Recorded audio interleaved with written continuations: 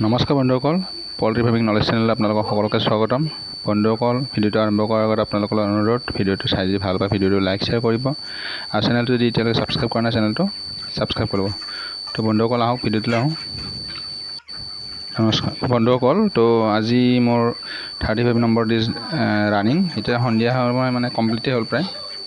তো মই কি মেনেজমেণ্ট কৰিছোঁ দেখাই আছোঁ আপোনালোকক। মেনেজমেণ্ট বিশেষ একো চেঞ্জেছ কৰা নাই, তথাপিও মানে ভিডিঅ' এটা মানে কেনেধৰণে চলি আছে এতিয়া কণ্ডিশ্যন কি গোটেইখিনি দেখাই আছোঁ। ভিডিঅ'টো শেষলৈকে চাব। আৰু ছুপাৰভাইজাৰ আহিছিলে আজি, তো বহি ৰেকৰ্ডটো দেখাই আছোঁ ফাৰ্ম বুকৰ। তো ভিডিঅ'টো শেষলৈকে চাব গোটেইখিনি জানিবৰ কাৰণে। তো বন্ধুসকল, এভাৰেজ কণ্ডিশ্যনটো দেখিছেই পোৱালিবিলাকৰ মানে বাৰ্ডছখিনি। তো গৰম বহুত আছে এইকেইদিন, মানে আজি 4-5 দিন বা খুব ডাঙৰ মানে বহুত টেম্পাৰেচাৰটো বহুত হাই আছে, গৰমটো বেছিকৈ দিছে। তো সেইকাৰণে কাম কৰাৰ অলপ অসুবিধা আছে। আৰু মই মানে 100% টাইম দিব পৰা নাই, কাৰণ মই গাড়ীখন চলাব লগা হৈছে, ভাড়াও দুই এটা লাগি আছে। তো কাৰণ ৰিজাল্টৰ ইমান এটা ভাল হোৱা দেখা নাই মই। তো গাড়ীখনতো চলাব লাগিব, সেইকাৰণে চিন্তা কৰি মই মানে ভালদৰে কমপ্লিট 100% লাগিব পৰা নাই। সেইকাৰণে মৰ্টেলিটি অলপ বেছি হৈছে এইকেইদিন। তো মৰ্টেলিটি আপোনাৰ প্ৰায় আজি 3 দিনত 24 মান মৰ্টেলিটি হৈ গ'ল। সেইটো মানে বহুত বেছি হাইও নহয় মানে, কিন্তু এইকেইটা ইমান মৰ্টেলিটি নহ'লহেঁতেন মই 100% লাগিব পাৰিলে। কিন্তু লাগি মানে মই মানে এইবাৰ মানে মন ভাঙি গৈছে মানে কোম্পানীৰ পৰা। কোম্পানী বহুত বদমাচি কৰিছে। সেইটো আপোনালোকে কি কয় নাজানো, কোন সোণা ফাৰ্ম কৰি আছে বৰ্তমান।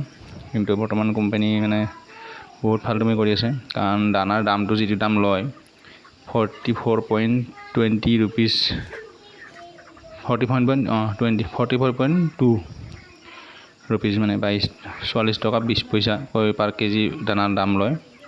সেইটো কোৱালিটিৰ দানা দিয়া নাই। তো এইটো 100% কথা। তো সিহঁতে কয় গৰমত দানাৰ FCRটো অলপ ভাল নহয়। FCR ভাল নহয় মানে কি, আমাৰ দানাটো ভাল নহয়। তো সেইটো কাৰণত কিন্তু দানাৰ দামটোতো কম লোৱা নাই, দানাৰ দামটো বেছি লৈছে। আমাৰ FCRটো হাই হওক বা যি হওক, আমাৰ কমপ্লিট দানাৰ কোৱালিটি দাম হিচাপৰ লগত মিলাই দিব লাগে, তেতিয়া আমাৰ মানে ৰিজাল্টটো ভাল হয়।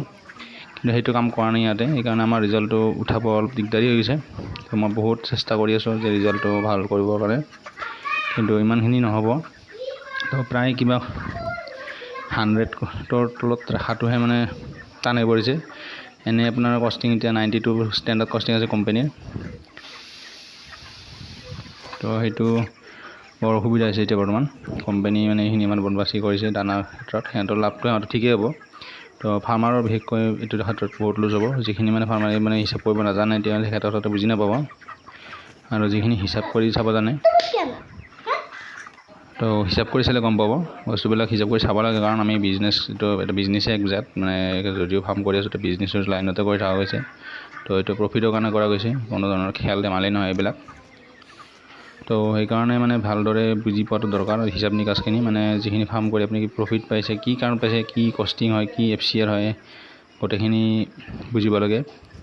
তো তেতিয়া আপুনি মানে কোম্পানীৰ ফালৰ পৰা মানে ঠগন নাখায়, মানে কোম্পানী ঠগোৱা থাকে কিছুমান, গোটেইকেইটা 100% বেটছ মানে কমপ্লিট ভালকৈ নিদিয়ে।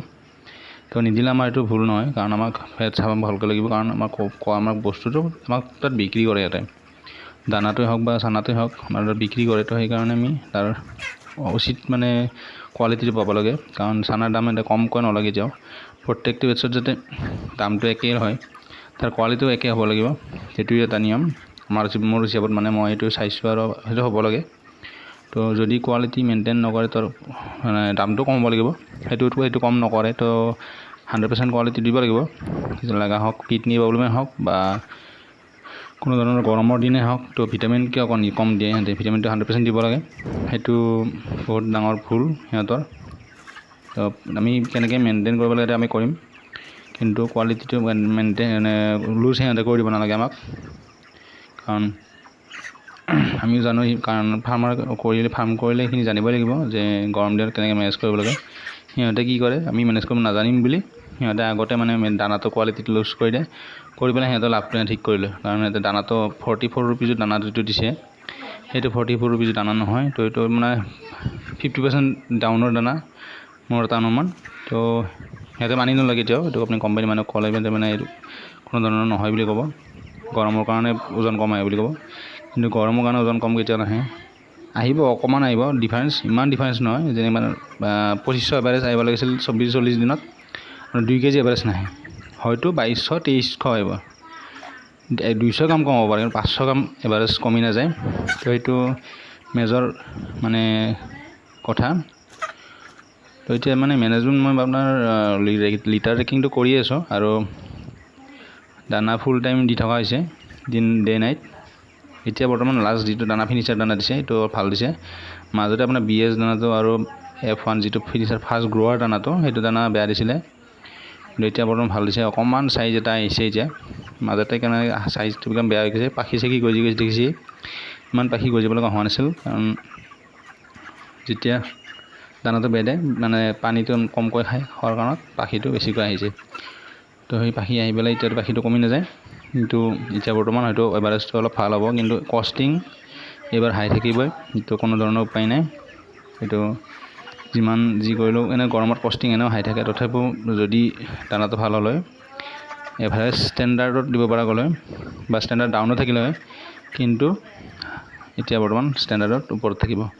কাৰণ মই এনে পোৱালি পাতলকৈ লৈছোঁ, পাতলকৈ ল'লে আপোনাৰ ওজনটো সদায় বেছি হ'ব লাগে, কিন্তু তথাপিও বেছি হোৱা নাই।